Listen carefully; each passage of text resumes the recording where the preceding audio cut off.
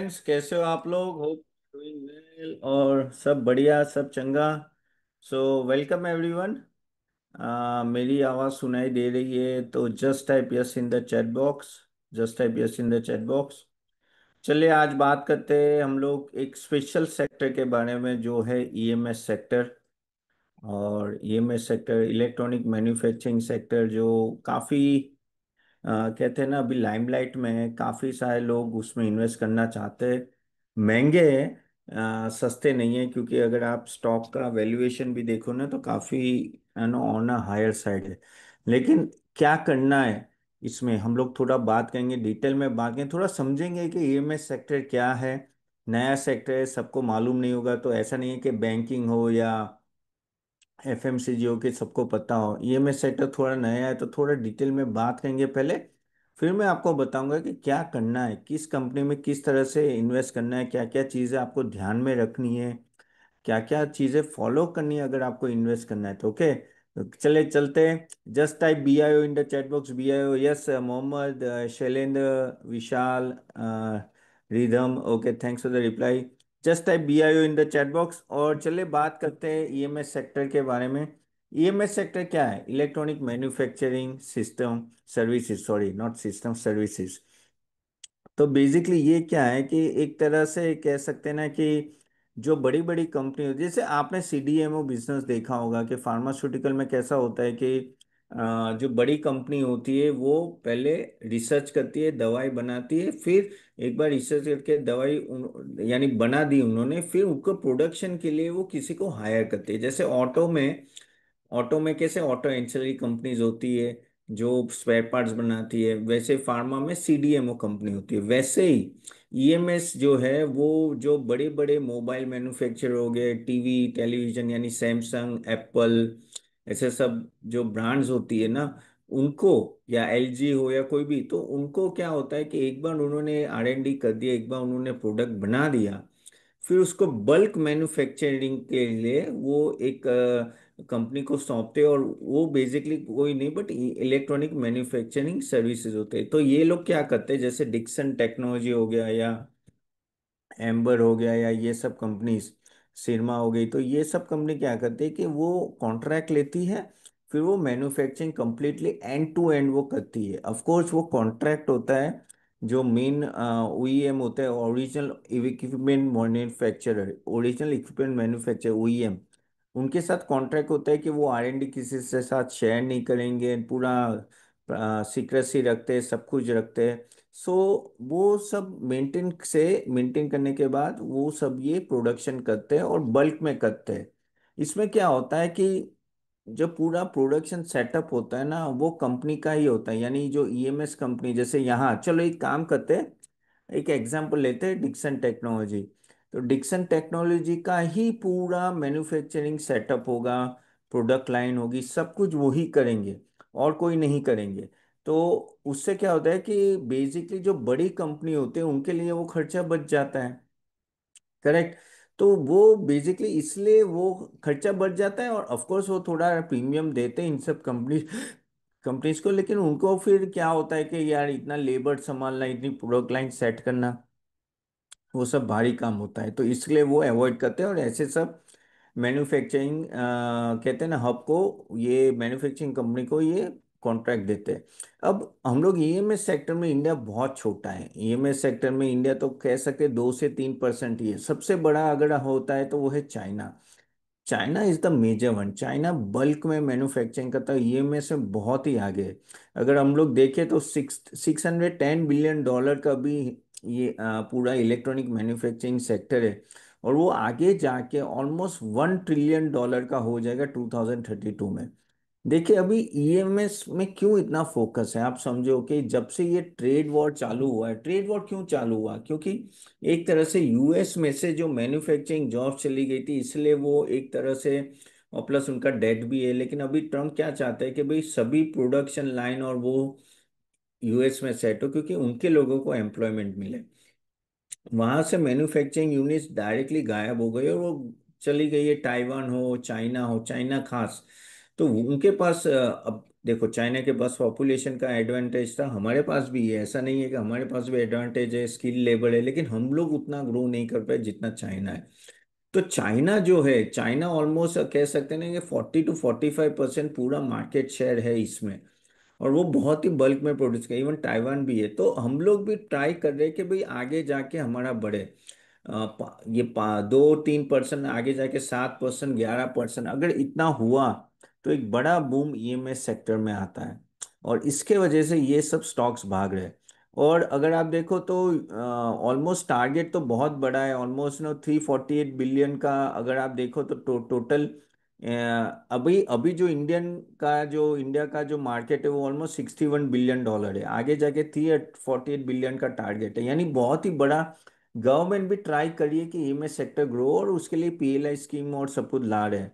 और आगे जाके भी रहेगा, देखिए।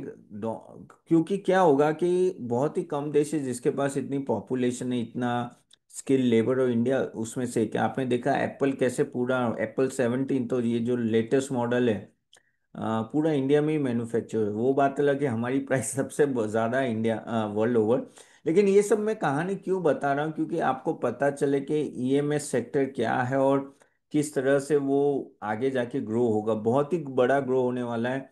और हम लोग चाइना से तो पीछे, लेकिन चाइना से भी सीख के हमें आगे बढ़ना है। मेक इन इंडिया और पीएलआई स्कीम्स काफ़ी आ रही है, उसके वजह से नो एक तरह से मैन्युफैक्चरिंग बूस्ट आएगा।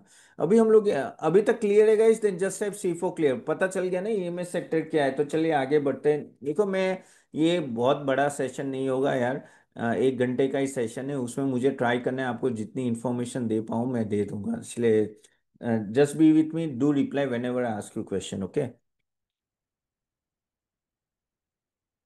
Okay clear, yes Sumi, Rishabh, Naitik, okay thanks.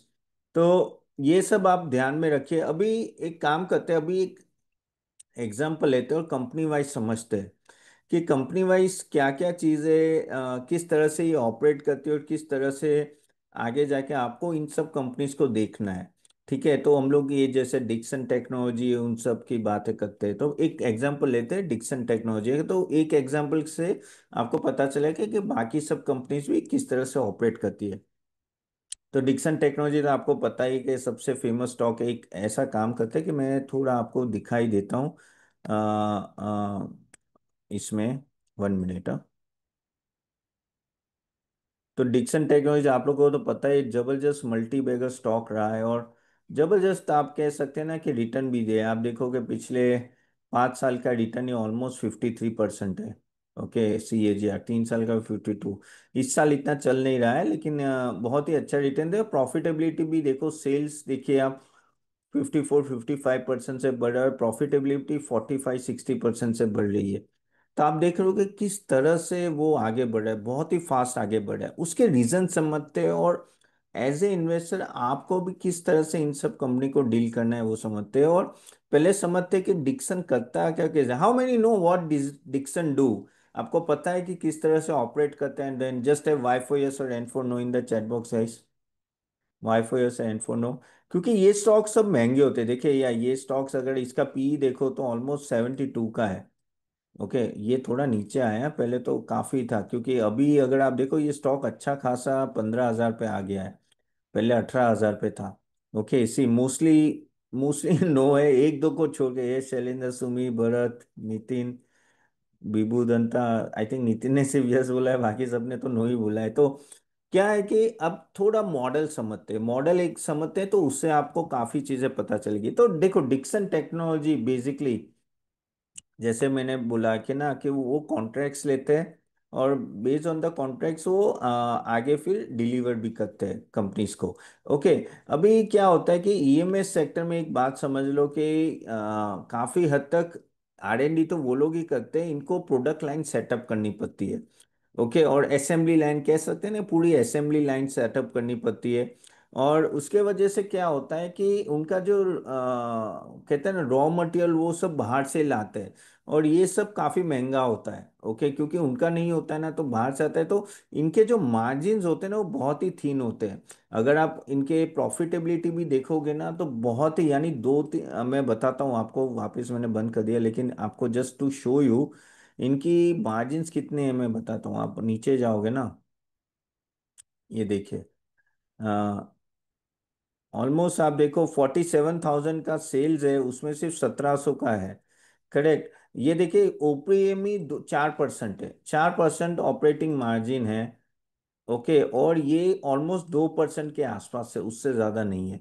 तो आप देखो 2 से 3% की इनका सिर्फ नेट प्रॉफिट मार्जिन। तो आप बोलेगा यार 2-3% से क्या होगा, लेकिन ये क्या करते हैं, ये वॉल्यूम पे खेलते हैं, बल्क में खेलते हैं। करेक्ट। काफी सारी कंपनीज का प्रॉफिट होता है 20%, 25%, लेकिन वो बल्क में नहीं खेलते, लेकिन ये बल्क में खेलते हैं। ये देखो 14 में 1,000 था, अभी 48,000 करोड़ है। तो इसलिए इनका मार्जिन बहुत ही कम होता है, क्योंकि ये खुद खुद का रॉ मटेरियल है नहीं, वो सब कुछ बाहर से लाना पड़ता है, और वो ऑफ कोर्स सप्लाई जो आता है, जो प्राइस में आता है, वहीं से ही उनको पे करना पड़ता है। तो इसलिए इनके मार्जिन काफी कम होते हैं। ठीक है। तो ये चीज आपको थोड़ा ध्यान। तो अभी क्या होता है कि इसमें रॉ मटेरियल प्राइसेस या जो मार्जिन, अगर कुछ ग्लोबल क्राइसिस और रॉ मटेरियल प्राइसेस भी ऊपर नीचे हुए, ओके, और मेनली तो ये पार्ट्स मंगाते हैं ऑल दैट, तो ये डायरेक्टली इनके प्रॉफिटेबिलिटी पे भी हिट आ सकता है। तो ये चीज आपको ध्यान में रखना है। बहुत ही थीन मार्जिन में खेलते हैं, जैसे सेमीकंडक्टर है वो भी बाहर से आएगा। ठीक है, वो 35-40% उनके कॉस्ट का होगा। डिस्प्ले पैनल्स 25-30 होता है, कैमरा बैटरी वो सब। तो ये सब बाहर से आता है। आप बोलोगे तो ये लोग मार्जिन कैसे बढ़ा सकते हैं, तो ये लोग मार्जिन कैसे बढ़ा सकते हैं कि अगर ये जो कंपोनेंट जो बाहर से लाते हैं वो खुद बनाए। तो आप बोलोगे वो खुद बनाएगा तो वो जो कॉन्ट्रैक्ट देगा वो लेगा, इनके मटेरियल कंपोनेंट लेगा। अगर वो क्यूएनसी यानी क्वालिटी कंट्रोल में अगर पास हो गया तो वो लोग ले लेंगे। अभी वो डिक्सन और वो सब बैकवर्ड इंटीग्रेशन करे, जिससे क्या होगा कि जो कैमरा है या ऐसे सब चीजें हैं ना, वो खुद बनाते हैं। और उसके वजह से क्या होता है कि वहाँ मार्जिन ज्यादा होता है, खुद के प्रोडक्ट होते हैं तो वहाँ मार्जिन अपने आप बढ़ जाते हैं। तो उस तरह से वो धीरे धीरे आगे जाके ना 4 से 5 से 6 से 7% ऐसे वो मार्जिन बढ़ा सकते हैं। 1% भी मार्जिन बढ़ा ना, इनके प्रॉफिटेबिलिटी में बहुत बड़ा जंप आता है, बहुत ही बड़ा जंप है, क्योंकि उनका वॉल्यूम बहुत बड़ा होता है।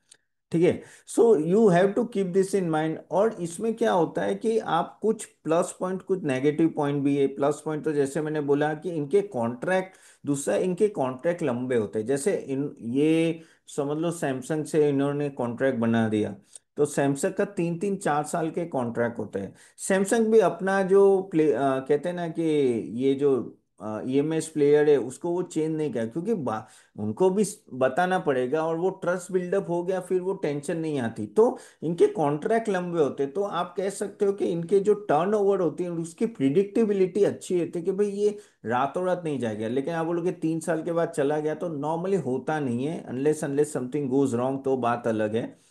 तो इनके कॉन्ट्रैक्ट लंबे होते हैं। ठीक है। और इनके पेएबल्स उससे भी लंबे होते हैं। यानी क्या होता है कि ये क्या होता है कि माल खरीदते हैं, कंपोनेंट्स खरीदते हैं, और बड़े बड़े वॉल्यूम में खरीदते हैं। और जब खरीदते हैं तो वो उनके पास कमांडिंग पोजीशन होती है। तो जैसे पेएबल्स होते हैं वो 86 डेज का होता है, और रिसीवेबल्स होता है वो कम डेज का होता है, इसलिए वो नेगेटिव कैश फ्लो में जाते हैं। आप समझ रहे हो। यानी आपने समझ लो 80 रुपए का जो माल रॉ मटेरियल लेना है उसमें 86 डेज में ले, लेकिन जो बाद में जो आपको कहीं से जो मिलना है वो कम डेज में मिल जाए, तो आपका नेगेटिव कैश फ्लो हो जाता है। तो वहां इनको फायदा होता है, तो कैश फ्लो काफी अच्छा रहता है। तो इसलिए उनको प्रॉब्लम नहीं पड़ता। Negative, sorry not negative cash flow, my my my mistake, negative working capital में गलती से मैं बोल गया negative cash flow, but negative working capital. और जो नेगेटिव वर्किंग कैपिटल इनके लिए बहुत ही फायदे रूप होता है, क्योंकि at the end of the उनको फंडिंग की रिक्वायरमेंट का जो इशू है वो प्रॉब्लम नहीं आती। दूसरा इनके लिए बहुत बड़ा जो बेनिफिट होता है वो है पीएलआई स्कीम। गवर्नमेंट बड़ी बड़ी पीएलआई स्कीम अनाउंस करती है, उससे क्या पता है कि ऑलमोस्ट 4 से 6% इंक्रीमेंटल से वहीं से आ जाता है। और उनको कहते हैं ना प्रॉफिटेबिलिटी में अच्छा रहता है, इनको काफी सारे इंसेंटिव्स मिलते हैं। ऑलमोस्ट आप कह सकते हो कि 0.6-0.7% ऑफ मार्जिन ये बेसिकली कह सकते हैं कि ये सब्सिडी से ही मिल जाते हैं। और पीएलआई स्कीम बहुत ही गवर्नमेंट ने अनाउंस की, जिसके वजह से इन सब कंपनीज को डायरेक्ट फायदा हो रहा है। और गवर्नमेंट चाहती है कि ये बड़े बड़े ईएमएस प्लेयर यहाँ डेवलप हो, ऐसे डिक्सन जैसे या एम्बेजर, जो काफी सारे, कैसे ना, असेंबली यहाँ इंडिया में देखो, असेंबली होती है ना तो काफी एम्प्लॉयमेंट भी जनरेट होता है। तो उस तरह से काफी फर्क पड़े, जैसे आप कह सकते हो कि सैमसंग है, बोट है, और ये सब है ना, ये भी बोट जैसे जिसका आईपीओ, वो भी पूरा ईएमएस को ही दे देता है, ईएमएस प्लेयर्स होते हैं ना उसको ही दे देता है। और खास करके इंडिया में स्मार्टफोन बहुत ही बनते हैं, लैपटॉप भी आगे जाके काफी बनने वाले हैं, लेकिन स्मार्टफोन बहुत ही नो बनते हैं। और क्योंकि ऑफ कोर्स स्पेशलाइजेशन है, और at the end of the day India में भी स्किल लेबर्स है, काफी स्किल लेबर्स है। इसके वजह से तो एप्पल यहाँ शिफ्ट हुआ। क्यों वो कहीं और देश में नहीं गया, क्यों वो इंडिया में शिफ्ट, क्योंकि उनको पता है कि इतना मास प्रोडक्शन करना हो तो वहां आपको लेबर चाहिए। अब लेबर आपको सस्ता चाहिए। आप समझो, चाइना का जो हमारा पर कैपिटा इनकम है वो $2400 के आसपास है, 2300-2400 के आसपास है। जबकि चाइना का ऑलरेडी काफी हद तक बढ़ चुका है। आई think if I am not wrong तो आई थिंक ये कुछ मोर देन $10,000 के आसपास है। यूएस का तो ऑलमोस्ट 50-60 थाउजेंड है। तो यहाँ का लेबर चीप है कंपेयर टू चाइना। और यहाँ जहाँ आपको वर्कर ज्यादा लगेंगे वही देश में जाना है, तभी आपका माल सस्ता बनेगा। And that is why Apple को यूएस में शिफ्ट होना डिफिकल्ट रहा। ऑफ कोर्स वो ट्रम्प को खुश करने के लिए कुछ यूनिट्स वहाँ यूएस में बना रहे हैं, लेकिन यूएस में शिफ्ट होना इससे डिफिकल्ट क्योंकि वहाँ के पर कैपिटा इनकम ज्यादा है। और जब आपका वहाँ का पर कैपिटा इनकम ज्यादा हो गया है तो आपका लेबर कॉस्ट बढ़ता है, लेबर कॉस्ट बढ़ता है तो आपका कंपोनेंट कॉस्ट बढ़ता है, तो आपका प्रॉफिट मार्जिन कम होता है। उसके वजह से ताइवान, चाइना, इंडिया इसलिए फेमस है कि वो बल्क में सप्लाई आपको कर सकते हैं। ठीक है। तो ये चीज आपको थोड़ी ध्यान में रखनी पड़ेगी। तो लेबर कॉस्ट अपना सबसे बड़ा अगर पॉजिटिव पॉइंट अगर माना जाए तो अभी लेबर कॉस्ट है, लेबर कॉस्ट की वजह से अपने को बड़ा फायदा होता है। और पीएलआई स्कीम जैसे मैंने बोली, तो पीएलआई स्कीम में एक चीज आपको हमेशा ध्यान रखनी कि पीएलआई स्कीम में क्या होता है कि आपको लगता है कि चलो यार ये तो फायदा है, 0.6-0.7% मार्जिन का, 2.5-3% ही इनका मार्जिन है उसमें ये। लेकिन वो तुरंत नहीं मिलता है। एक बार प्रोडक्शन हो जाता है फिर ऑफ कोर्स गवर्नमेंट के कुछ रूल्स होते हैं, वो आपको फॉर्म वॉर्म साइन करके और सब कुछ देना पड़ता है, गवर्नमेंट आके ऑडिट करते, ऑडिट करके फिर आपके पास पैसे आते। तो वो आने में भी आपको बोलूँ मैं 6 से 9 महीने लग जाते हैं। ओके, तो आपने जो प्रोडक्शन आज किया उसका जो सब्सिडरी है वो आपको 6 महीने 9 महीने बाद मिलेगा। तो काफी टाइम आप कॉन्फ्रेंस कॉल सुनोगे डिक्सन का या किसी का, तो वो बोलेंगे भाई ये सब्सिडी आना बाकी है। तो ये चीज थोड़ा आपको ध्यान में रखें, लेकिन वो आती है, तो वो कोई प्रॉब्लम नहीं है। ठीक है। तो यहाँ क्या है कि वॉल्यूम गेम पे ज्यादा नो खेला जाता है, इसके वजह से no you have to be understanding कि इनका वॉल्यूम प्ले कैसा चल रहा है। ठीक है। तो क्योंकि अगर वॉल्यूम डीप हुआ तो मार्जिन तो इनका ऑलरेडी थीन है, तो ये प्रॉफिटेबिलिटी नहीं कमा पाएंगे। Guys hope you are getting value. Guys value मिल रहा है, देन जस्ट है वी फॉर वैल्यू। मैं आपको थोड़ा कोर ईएमएस सेक्टर समझा रहा हूँ गाइज, जो रिसर्च में हम लोग भी ये देखते हैं, मैं खुद ये देखता हूँ, और फिर ही आपको एडवाइस, जैसे हमारे क्लाइंट्स को जब हम एडवाइस करेंगे तो ये सब देख के ही करेंगे। तो ये सब चीज़ें थोड़ी आपको ध्यान में रखनी है। ओके, यस यस, बीयूबंती, शैलेंद्र, भरत, मिलिंद, सुमिल, दिनेश जी, ओके। तो एंड बाय द वे, अगर गाइस आप लोग ऐसे तो मुझे यूट्यूब में फॉलो करते हो, अगर नहीं करते हो तो आप ज़रूर करिएगा। मैं काफ़ी वीडियोस रिलीज करता हूँ, जैसे आज मैंने आईडीएफसी फर्स्ट बैंक और इंडसइंड टावर, और सॉरी इंडस टावर्स, और वो काफ़ी सारे, और ये कुछ टीवी के जो शोज होते हैं वो सब है। लेकिन वहाँ भी मैं रेगुलर आता हूँ, जैसे ये एनडीटीवी का है, मनी 9 का एंड ऑल दैट, तो आप ज़रूर जाके देखिएगा। नो, इसमें भी आपको मैंने सब रिजल्ट एनालिसिस करता हूँ।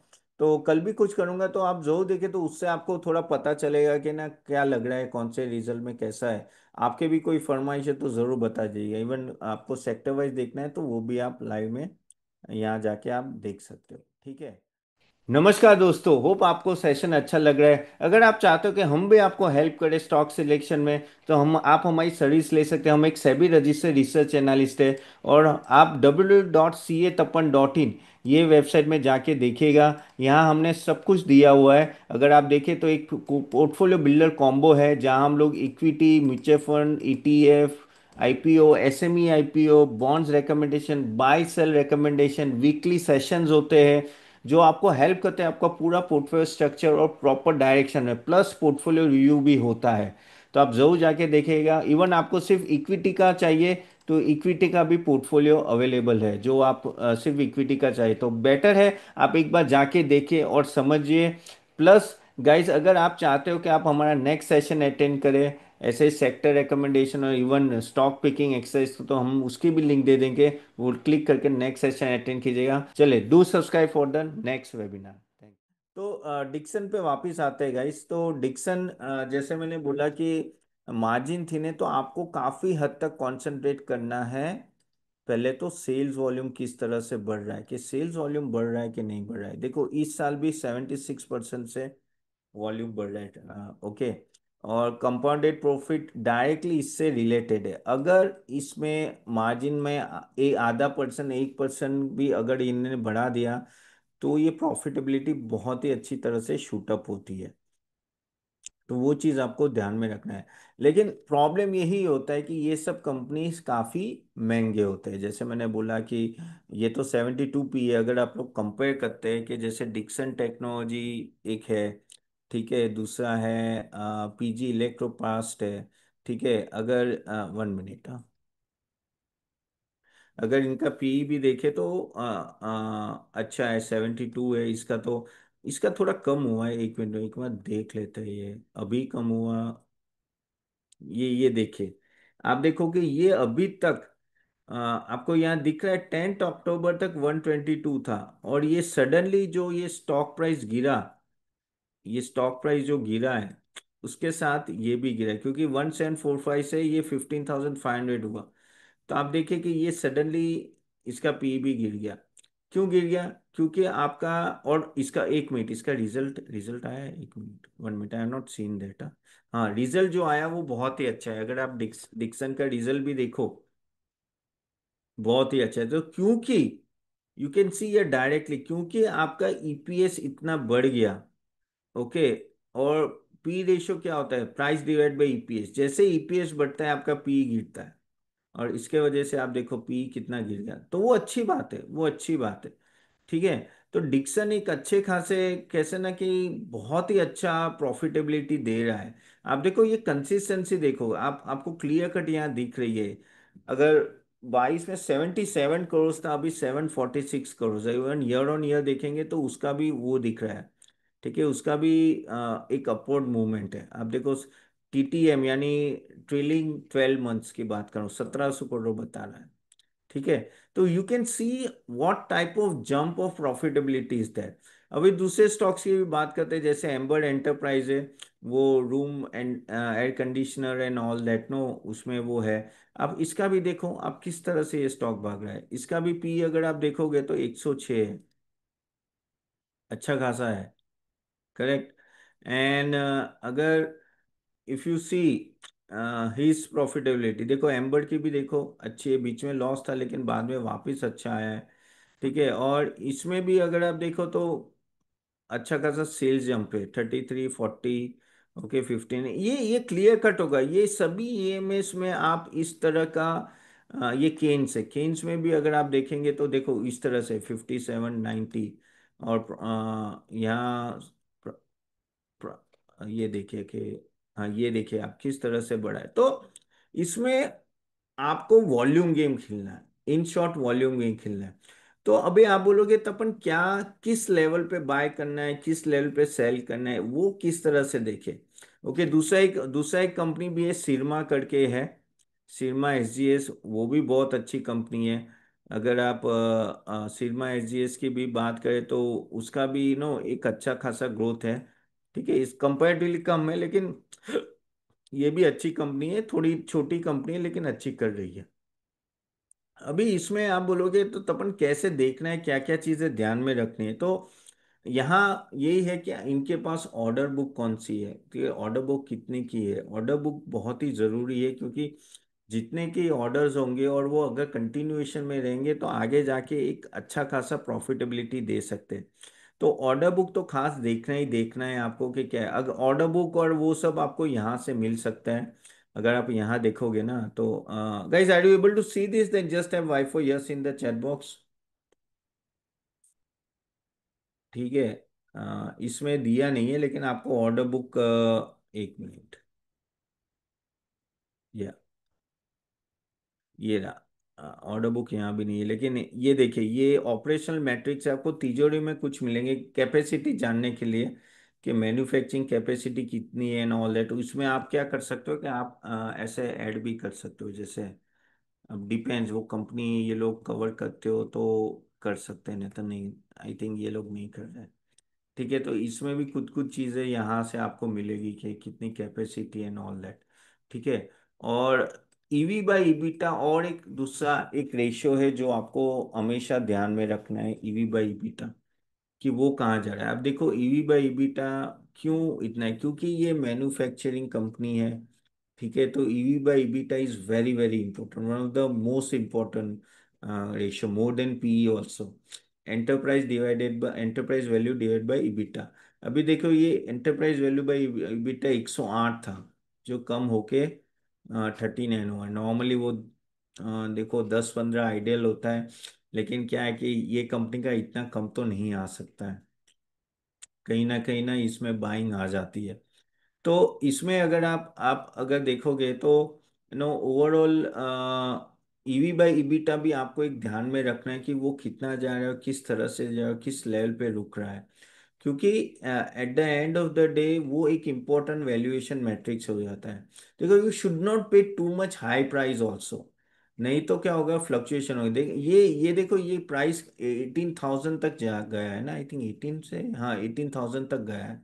करेक्ट। तो इसमें ना वॉलेटिलिटी बहुत होती है, ऊपर नीचे कोई ना कोई न्यूज आती रहेगी, कुछ ना कुछ होता रहेगा। लेकिन ये सब कंपनी ऐसे है कि ये हाई ग्रोथ कंपनीज है, चल गई तो जबरदस्त चलती है, जबरदस्त चलती है। तो यहाँ आपको थोड़ा रिस्क ज्यादा है। ये कोई ऐसे नहीं है कि सेफ कंपनी नहीं गिन सकते, यहाँ रिस्क रहेगा, हमेशा रहेगा। तो वो हिसाब से आपको इन्वेस्ट करना है। ऐसा ऐसा मत सोचो कि ये भाई ये तो आराम से चलती रहेगी, ऐसा नहीं है। ऊपर नीचे बहुत होगा। तो आपके आपके पास जो है, एक तो जैसे मैंने बोला ना कि आपका रेवेन्यू इंडिकेटर, जो सेल्स ग्रोथ है, वो कम से कम 30% से ऊपर हो, 30-40% से ऊपर होना ही चाहिए। इबिटा मार्जिन भी हो सके तो 6-8% अगर होता है ना तो बेस्ट है। गाइज, आपको लिखना है तो आप लिख सकते हैं। ओके। और order book to revenue ratio भी अगर 1.2 टाइम्स होगा तो वो बेस्ट है, ऑर्डर बुक जितनी हो उसके सामने। आर ओ सी तो इनके अच्छे होते ही है, जैसे आर ओ सी में अगर बात करूँ, 1 minute, I just show it to you. वो आपको यहाँ से मिल जाएंगे। देखो, ROE 32 है, ROC 39 है। क्यों ज़्यादा है? क्योंकि देखिए यार, इनके खुद के पे, यानी देखिए मैंने बोल रहा ना कि नेगेटिव वर्किंग कैपिटल है, और इनका रिटर्न जबरदस्त है, वॉल्यूम पे खेलते हैं। तो ये देखिएगा कितना अच्छा है इसका। करेक्ट। अगर मैं एम्बर का देखते हैं, चलिए 1 मिनट। तो एम्बर का भी अगर हम लोग देखते हैं तो ROE ROC, नहीं इसका कम है, इसका कम है। Depends on company to company होगा, वो आपको देखना पड़ेगा। लेकिन ये सब चीजें आपको थोड़ी ध्यान में रखने पड़ेगी, रिटर्न, इसलिए डिक्सन नो इतना डिमांड में है और नो इतना लाइमलाइट में रहता है। Of course it is one of the largest CMS player, but you should, you can not ignore that stock. Okay, क्योंकि यहाँ एक तरह से ना ग्रोथ दिखता है, ग्रोथ दिखता है। और EMS सेक्टर पे गवर्नमेंट का बहुत बड़ा फोकस है, गवर्नमेंट का तो बहुत ही बड़ा फोकस है। इवन अगर अपने बात करें, आपको एक चीज, और एक चीज जो आपको देखनी है कि देखो, नेट डेट टू इक्विटी 0.5% से नीचे होगा तो वो बेटर है। लेकिन जो इन्वेंट्री मैनेजमेंट भी लेस देन 90 डेज होगा तो वो काफी बेटर रहेगा इन सब कंपनीज के लिए। लेकिन और एक चीज है जो थोड़ी ध्यान में रखते हैं कि भाई इनके बड़े क्लाइंट्स कौन हैं। ओके। तो भाई ऐसा तो नहीं है ना एक ही कंपनी पे डिपेंड है, जैसे सैमसंग है तो भाई सैमसंग पे ही सब कुछ डिपेंडेंट है। ऐसा भी नहीं होना चाहिए। अगर वैसा होगा तो प्रॉब्लम होगा। अच्छा बाय द वे, आपको ये रेशियोज चाहिए? रेशियोज चाहिए जो मैंने बोले आपको वो? तो आप ये मैं आपको दे देता हूँ आई थिंक, तो आपके लिए बेटर रहेगा। शायद आप लिख नहीं पाए होंगे। ओके, तो ये रेशियो है, मैंने लिख के रखे हुए थे। ये गाइस आपको मिल गया? Just type yes in the chat box. ठीक है, just type yes in the chat box. Okay, ये इंपॉर्टेंट रेशियोज आपको थोड़े ध्यान में रखना है।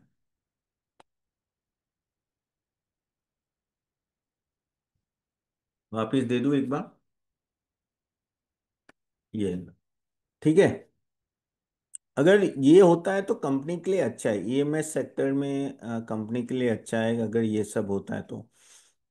दूसरे क्वालिटेटिव पैरामीटर्स, कुछ चीजें आपको ध्यान में रखनी है कि इनके जो मेन कस्टमर है, ऐसा तो नहीं ना कि एक ही कस्टमर पे डिपेंडेंट है कि भाई एक सैमसंग है तो पूरा सैमसंग का ही कर रहे हैं। क्योंकि अगर सैमसंग पीछे हट गया तो इनका क्या होगा? तो कोई भी कस्टमर है ना, 30% से ज्यादा इनका शेयर नहीं होना चाहिए। यानी उनके जो जैसे डिक्सन 100 कर रहा है तो सैमसंग 20-25 होगा, उससे ज्यादा नहीं। यानी वो 5-6 क्लाइंट को कैटर कर रहे हैं, ऐसा नहीं कि एक ही क्लाइंट को कैटर करे। अगर एक ही क्लाइंट को कैटर करेंगे तो कुछ भी ऊपर नीचे हुआ तो डायरेक्ट इम्पैक्ट आ सकता है। दूसरा, क्या इनका वैल्यू चेन डेप्थ है कि नहीं, बैकवर्ड इंटीग्रेशन कर रहे कि नहीं करे। क्योंकि अगर हम लोग बोलते हैं कि 6 से 8% मार्जिन पे जाना है, आपको बैकवर्ड इंटीग्रेशन करना होगा। What do you mean by backward integration? Backward integration जैसे आप कार बना रहे हो, ओके, और एक कार में हजारों कंपोनेंट लग रहे हैं। बैकवर्ड इंटीग्रेशन यानी वो हजारों कंपोनेंट में से आप 500 कंपोनेंट खुद बनाते हो, 500 ऑटो एनसीआई कंपनीज को देते हो। अगर आप फुल्ली असेंबली करते हो तो 1000 कंपोनेंट बाहर से आता है, आप सिर्फ असेंबली करते हो, उसमें मार्जिन कम होता है। लेकिन खुद कंपोनेंट बनाओगे तो आपका मार्जिन बढ़ेगा, तो उसको कहते हैं बैकवर्ड इंटीग्रेशन। तो क्या ये बैकवर्ड इंटीग्रेशन कर रहे हैं कि नहीं कर रहे? प्लस सप्लाई चेन पे बहुत फोकस करना है कि जैसे एक आप लैपटॉप बना, आप एक मोबाइल बना रहे हो, उसमें कुछ रेयर अर्थ मटेरियल कुछ यूज हो रहा है और वो चाइना से आ रहा है। ओके, अब वहां दिक्कत आ गई, चाइना से वो रेयर अर्थ मटेरियल नहीं आ रहा है, तो आपका प्रोडक्शन ठप। तो आपका वो जो सप्लाई चेन है वो कैसा है? हो सके तो अगर कंपनी वो जो सप्लाई चेन है बाहर से लाना है, चाइना हो या यूएस हो एंड ऑल दैट, यूएस तो नहीं लेकिन चाइना और बाकी सब कंट्री से, तो आप बेटर है कि वो डोमेस्टिक एक्वायर करे। अगर डोमेस्टिक से कहीं मिल जाता है तो इनके लिए ज़्यादा बेटर होता है। तो वो भी आपको एक चीज़ देखनी पड़ेगी। ठीक है। प्लस जो नए नए कैपेक्स वो लोग प्लान करते हैं, कैपेक्स बहुत रखना पड़ता है, क्योंकि आप सोचो कि आपको बड़ी बड़ी प्रोडक्ट लाइन सेटअप करनी है। वो भाई साहब तो सैमसंग हो या एलजी हो या कोई और हो, वो बोट हो, वो तो भाई अपना आर एन डी करके अपना प्रोडक्ट बना के फिर बोल देंगे भाई ये बनाना है, यही कंपोनेंट यहाँ से मिलेगा, वो कंपोनेंट वहां से मिलेगा, पूरा काम काज तेरे को करना है। तो तो आपको बड़े बड़े प्रोडक्ट लाइन रखने पड़ेंगे। करेक्ट। तो आपको बड़ी बड़ी फैक्ट्रीज रखनी पड़ेगी, तो भाई आपके कैपेक्स बड़े होंगे। तो उनका कैपेक्स कितना है, किस तरह से एग्जीक्यूशन होगा, वो सब देखना पड़ता है। डिक्सन अपफ्रंट आपको पैसे डालने पड़ेंगे, क्योंकि असेंबली आपकी है, लेबर आपका है, सब कुछ आपका है। Getting it, guys? Yes, thank Anil Kumar is saying, sir, you are too great. Oh, thank you, Anil ji. But guys hope you are getting my point कि इनके इनके लिए ये सब चीजें भी देखना है, इनको फंडिंग कहाँ से मिलेगा, सब कुछ है। लेकिन और वॉल्यूम बहुत है ना, मार्जिन बहुत थीन होते हैं, यानी बहुत थीन मार्जिन में इनको खेलना होता है। प्लस ये काफी डिपेंडेंट हो जाते हैं पीएलआई स्कीम में, गवर्नमेंट की पीएलआई स्कीम में। गवर्नमेंट की पीएलआई स्कीम थोड़ी भी ऊपर नीचे हुई और बोल दिया गवर्नमेंट ने कि भाई कल से हम लोग मोबाइल में पीएलआई नहीं, नॉर्मली वो लोग बोलते हैं ना कि ये 3 साल का पीएलआई है या ये 5 साल का है, तो 5 साल के बाद क्या? ठीक है, क्योंकि आपको वो जो 0.7 0.8% जो मार्जिन मिल रहा था वो पीएलआई स्कीम के वजह से मिल रहा था। अगर वो हट गया 1 साल बाद, समझ लो मोबाइल में पीएलआई स्कीम चला रहे गवर्नमेंट और बोला कि भाई हर ये 2027 26 में खत्म हो जाएगा, फिर आपको क्या करना है? फिर आप वो मार्जिन कैसे गिन, तो आप वो कैसे होगा? कैन इवन टेल मी, अगर पीएलआई से 0.6 निकल गया तो आप बाकी का मार्जिन कहाँ से लाओगे? अगर सस्टेन करना है, type in the chat box, अगर मैं बोल रहा हूँ अगर आप समझे तो इसका आंसर आपको पता चल जाएगा। आप कैसे अपना मार्जिन बढ़ा सकते हो, just type in the chat box. तो गवर्नमेंट की पीएलआई स्कीम भी आपको ध्यान से देखनी है कि क्या है क्या नहीं है। इसलिए आपने देखा है हमेशा, अगर गवर्नमेंट कोई पीएलआई स्कीम अनाउंस करती है नहीं, सडनली ये स्टॉक 10-15% बढ़ते हैं। ओके, इस तरह से। Yes, you guys are right. Yes, N Singh, Anil Kumar, Mohan, Jagdi, Ridhima.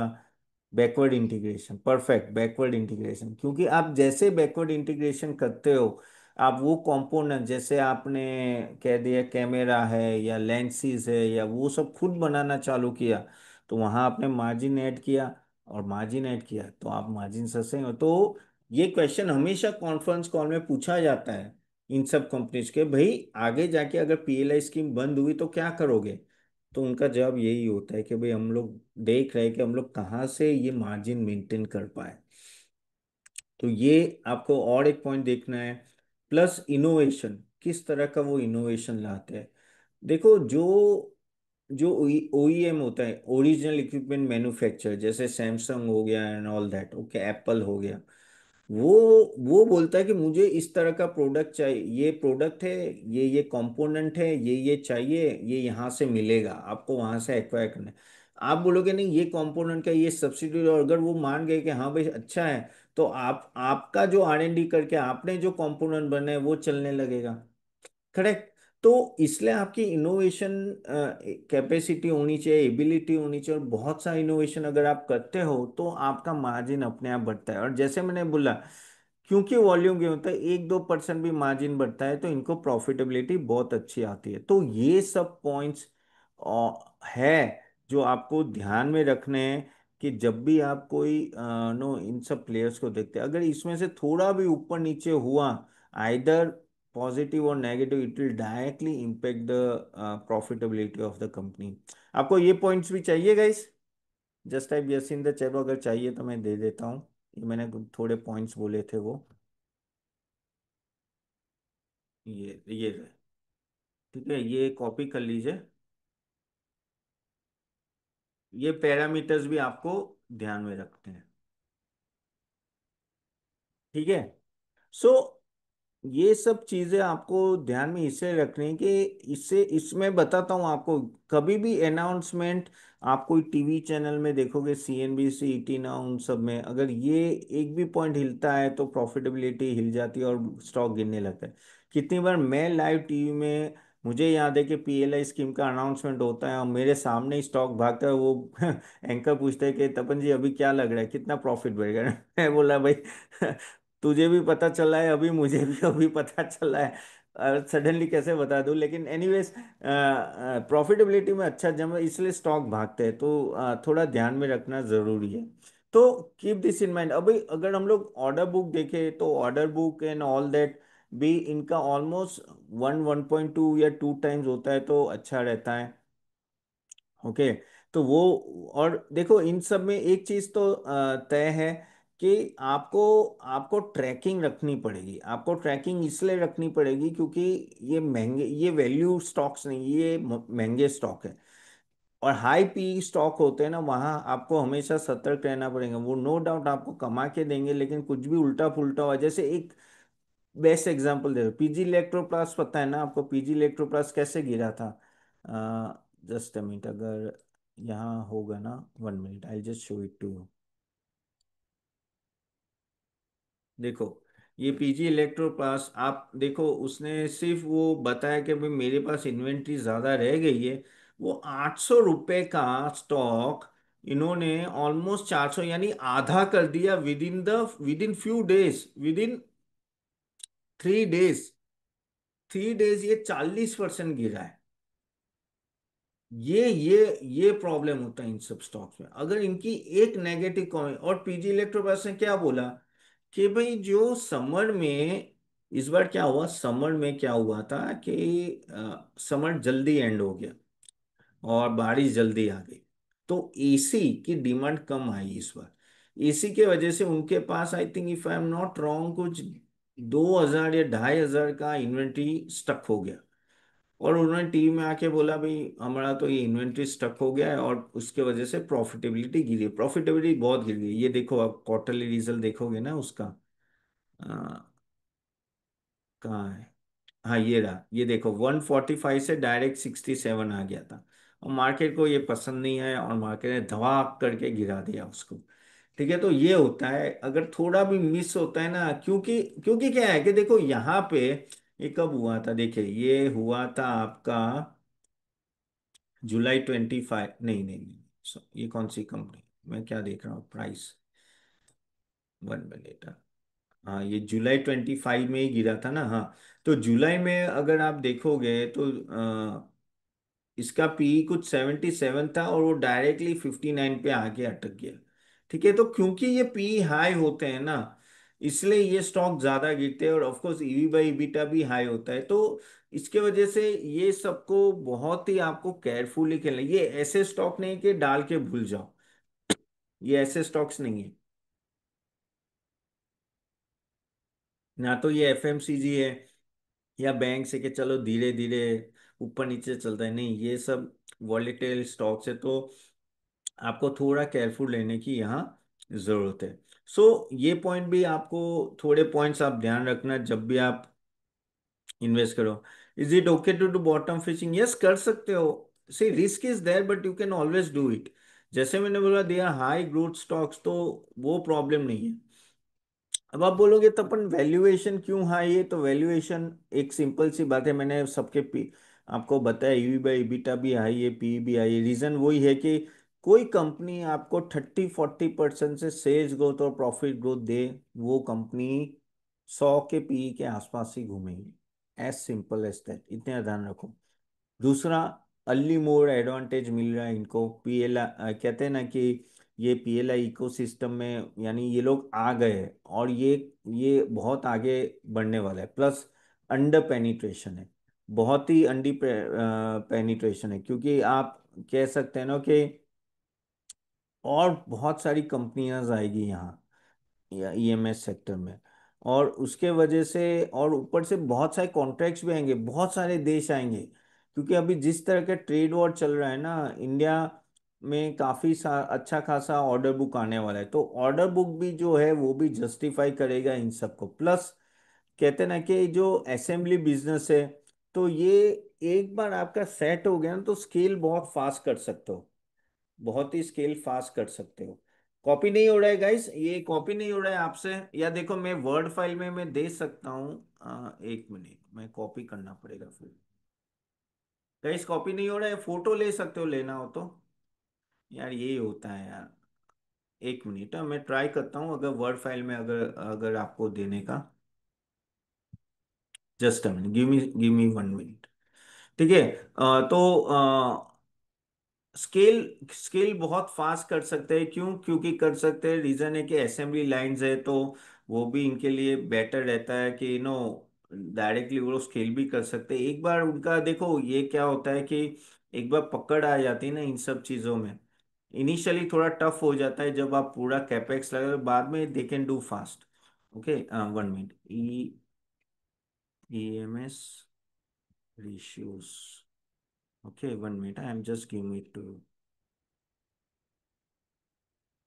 मैं देता हूँ, देखो गाइस अभी आप कर पाओ तो ठीक है। जस्ट अ मिनट,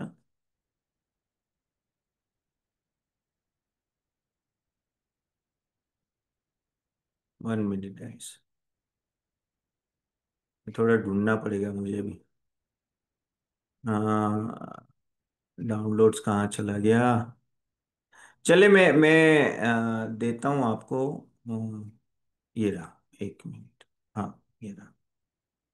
ठीक है गाइस, अभी भेजा है। हाँ वापिस आते हैं कहानी पे। तो जैसे मैंने बोला ना कि ये सब चीज़ें तो ध्यान में रखनी है, प्लस नो इन लोगों को फायदा ये हो रहा है, प्लस हाई वैल्यूएशन का तो मैंने आपको बता दिया है।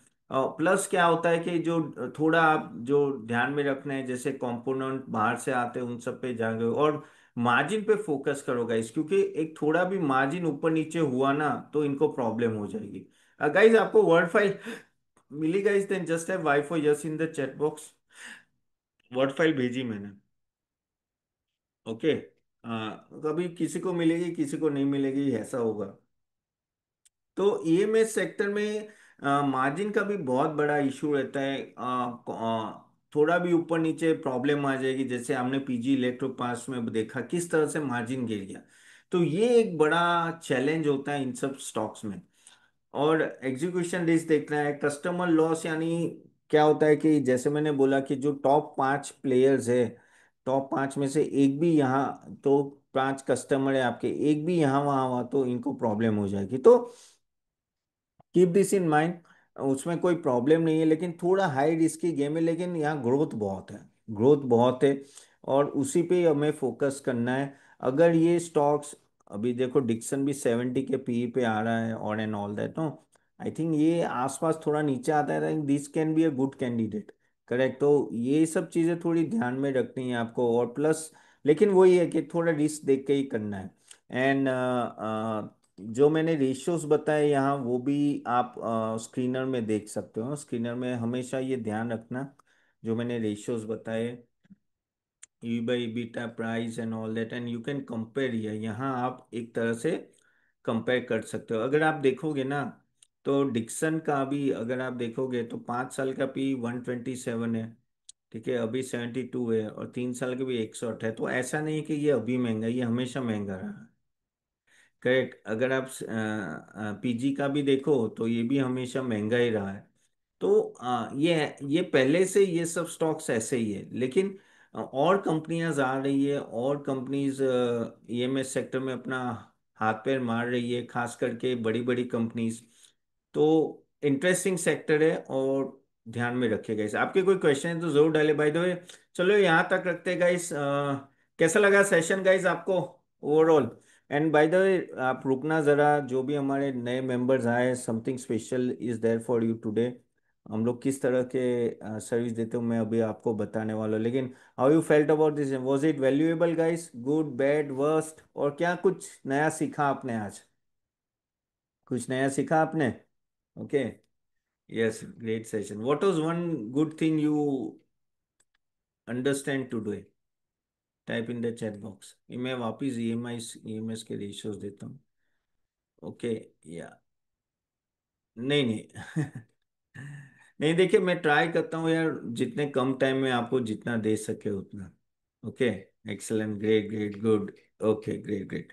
चले गए तो काफी लोग आज नए आए हैं, तो no I want to ratios. Okay. Enterprise value by EBITDA, valuable backward integration important, yes you are right, correct. Anything else? ये मैं हर वेनसडे संडे ये सेशंस करता हूँ गाइस, आप जरूर अटेंड कीजिएगा। और no it will give you lot of value. आगे भी 6 7 8 सेक्टर के हमने किया, यू वांट दैट? आगे के सेक्टर्स के भी हमने किए थे, बहुत सारे सेक्टर्स के। आपको उसकी लिंक चाहिए, आपको देखनी है तो I just give you the links of that. Okay, ये कॉपी कर लीजिए। अब पता नहीं आप कॉपी कर पाओगे कि नहीं कर पाओगे। Here it is. ठीक है, दिस आर द लिंक्स। अगर ये अलग अलग सेक्टर्स में we have spoken in detail the way I spoken today, ठीक है। तो I have just given the link, ये आराम से देखना। No it will be very very valuable insight for that related sector के, उन सेक्टर में भी क्या, और जो हम लोग फिलोसॉफी रन करते हैं, मैं और मेरी रिसर्च टीम, ये सब एनालिसिस में वही हम लोग आपको बताते हैं। तो आपको क्या होगा कि इससे और अच्छी तरह से ना समझ पाएंगे, क्योंकि देखो ये क्योंकि नॉर्मली हमको सिर्फ डिक्शन पता होता है, लेकिन डिक्शन में क्या चल रहा है वो आपको पता नहीं होता, क्या क्या चीजें मूव होती है जिसकी वजह से प्रॉफिट बढ़ता है, और क्यों उसका रीच वैल्यूएशन रहता है। वो सब जानना जरूरी है, क्योंकि आप लॉन्ग टर्म इन्वेस्टर हो गाइस। देखो, long term investing is the best way to create wealth. आपका टारगेट कोई भी हो गाइस, आपका टारगेट क्या है बताइए? 2 crore, 5 crore, 20 crore, 50 crore, 100 crore? in next 10 years? Tell me in the chat box, everyone just type in the chat box. Okay, 25 crore, 100 crore, 50 crore, okay, 10 crore, okay, 25, 70। तो guys आप ये जो बड़ा बड़ा टारगेट लेके बैठे हो, ये टारगेट क्या ऐसे फ्लुक से बन जाएगा क्या? नहीं। You need a compounder, you need a big stock which can grow faster, और वो जो आगे जाके आपके लिए मल्टी बैगर रिटर्न दे। और मल्टी बैगर रिटर्न के लिए आपको थोड़ा डीप डाइव करना पड़ता है, समझना पड़ता है कि स्टॉक क्या कर रहा है क्या नहीं कर रहा है, और उसके बेस पे आपको पता चलेगा, और क्वार्टरली रिव्यू के साथ पता चलेगा कि आगे जाके कितना बढ़ेगा। सेम वे हम लोग भी करते हैं, मैं और मेरी रिसर्च टीम, और ट्राई करते हैं कि नो ऐसे स्टॉक सिलेक्ट करें जो कंपाउंडिंग रिटर्न, लेकिन वैल्यूएशन देखना पड़ता है। Without valuation is it's of no use. Okay, तो चले, you want to understand about our service, then just type Y for yes in the chat box. नमस्कार दोस्तों, होप आपको सेशन अच्छा लग रहा है। अगर आप चाहते हो कि हम भी आपको हेल्प करें स्टॉक सिलेक्शन में, तो हम आप हमारी सर्विस ले सकते हैं। हम एक सेबी रजिस्टर्ड रिसर्च एनालिस्ट है, और आप www.catapan.in ये वेबसाइट में जाके देखिएगा। यहाँ हमने सब कुछ दिया हुआ है। अगर आप देखें तो एक पोर्टफोलियो बिल्डर कॉम्बो है, जहाँ हम लोग equity, mutual fund, ETF, IPO, SME IPO, bonds recommendation, buy sell recommendation, weekly sessions होते हैं जो आपको हेल्प करते हैं आपका पूरा पोर्टफोलियो स्ट्रक्चर और प्रॉपर डायरेक्शन में, प्लस पोर्टफोलियो रिव्यू भी होता है।